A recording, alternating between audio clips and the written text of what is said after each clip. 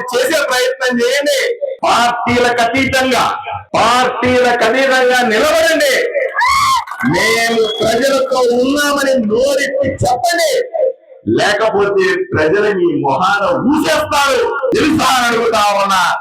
ఇకనైనా మారండి అని ఎవరైతే ఇది కాదని చెప్తున్నారో వాళ్ళందరికీ మీ ద్వారా హెచ్చరిస్తా ఉన్నా.